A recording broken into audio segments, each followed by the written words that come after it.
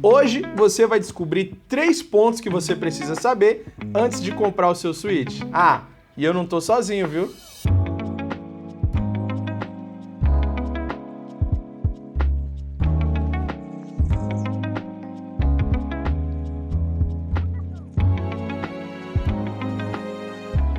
Diretamente aqui do Rio de Janeiro, no escritório da Celete, cara. Tô com nada mais, nada menos aqui com o Felipe. Tudo bem, Felipe?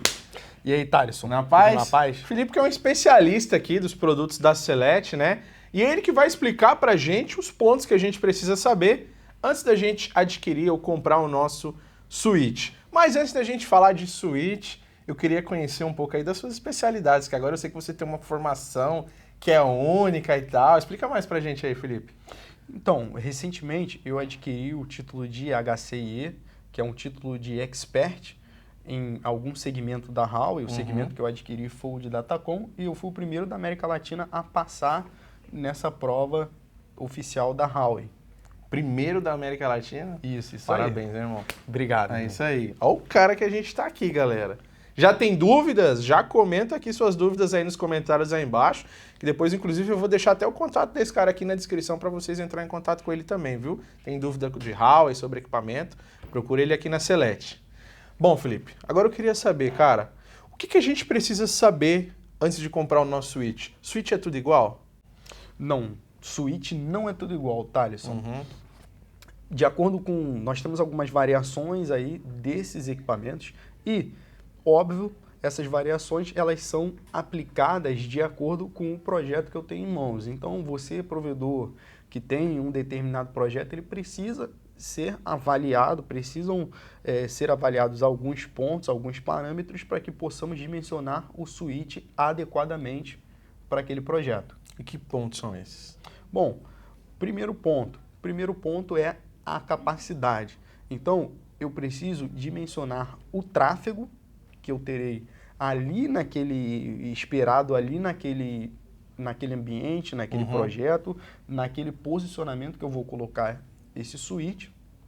E aí, de acordo com essa capacidade, eu já consigo selecionar, fazer uma pré-seleção de alguns modelos. Aí eu tenho mais outro ponto. Tá. Segundo ponto. Primeiro ponto é a capacidade de banda que eu vou passar aqui no meu Switch.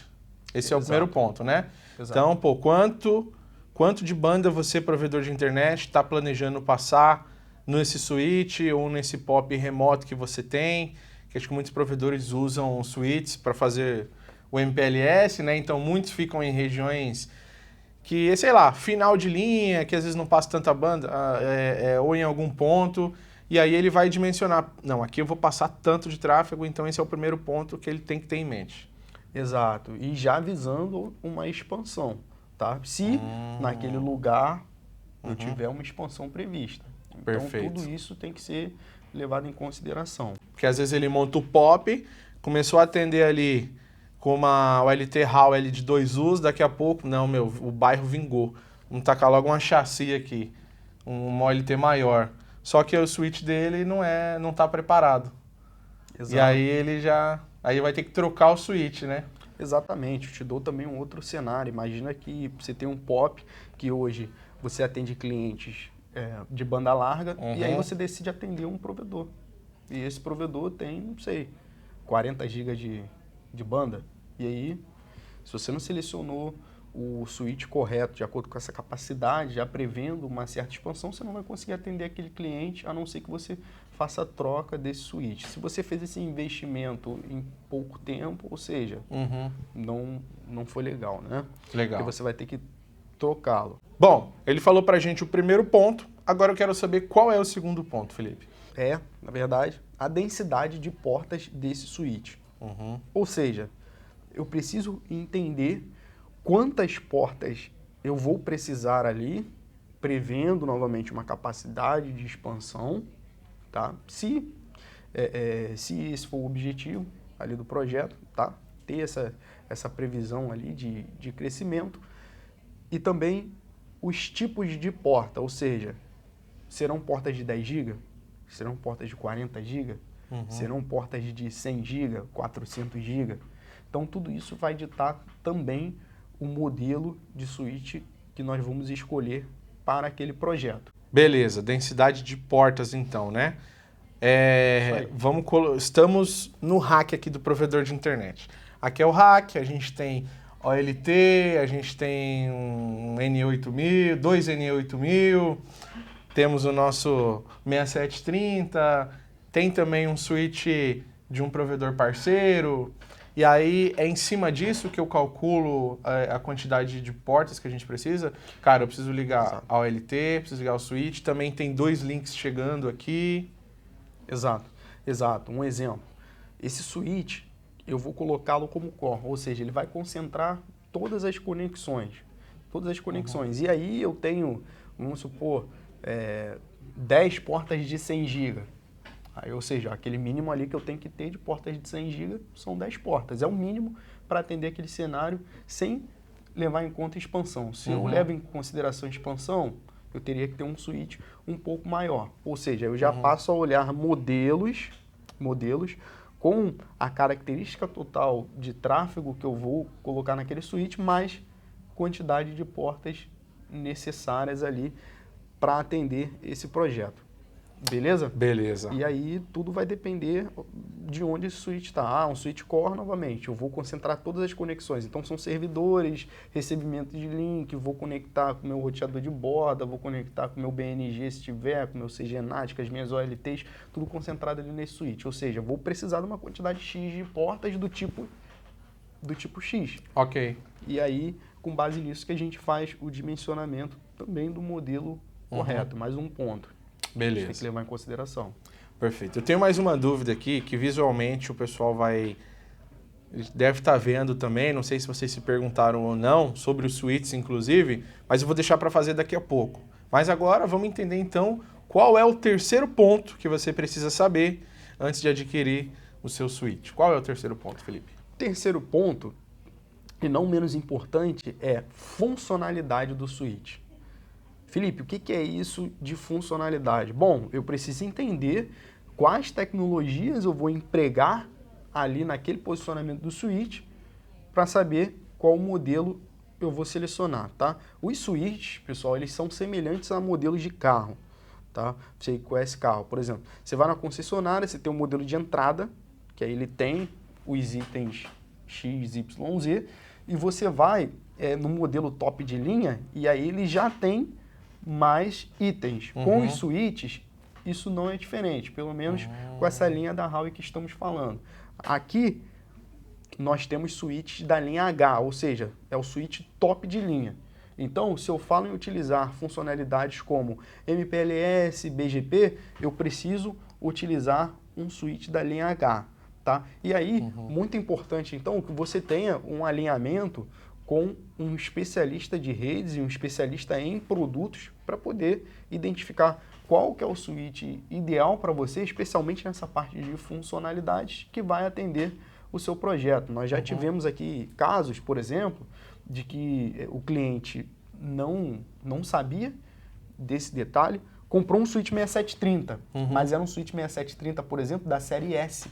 Essa série S não é o topo de linha é H, que significa high.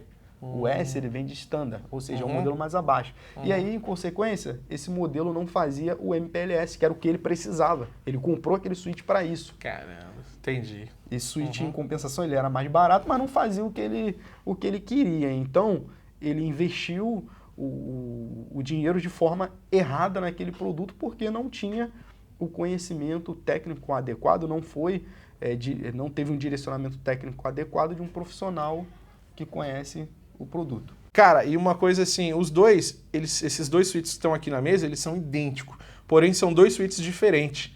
Esse daqui é o 6730 e esse é o 5732, né? Exato. 5732, 6730. Você olha, são iguais, a quantidade de porta, parece que não muda nada. Inclusive, eu acho que se eu não falasse aqui para vocês que são switches diferentes, talvez vocês nem iriam saber, né? Exato. Olha aí. E o que muda de um para o outro aqui no caso? Bom, ambos os equipamentos eles são da série H. Logo, eles têm as funcionalidades completas. MPLS, tudo mais. Okay. O que eu tenho de diferença? Capacidade e densidade de portas, ou seja, ponto 1 e 2, que seria aquilo que conversamos. E isso está diretamente ligado ao que? Aonde eu vou empregar esse switch aqui. Por exemplo, dependendo do tamanho do provedor, o 6730 vai ser um switch mais concentrado para ficar no core ou na agregação da rede. Isso a gente dividindo em camadas de acesso, agregação e core. Ou seja, o 6730 ele fica ali no meio do caminho, por quê?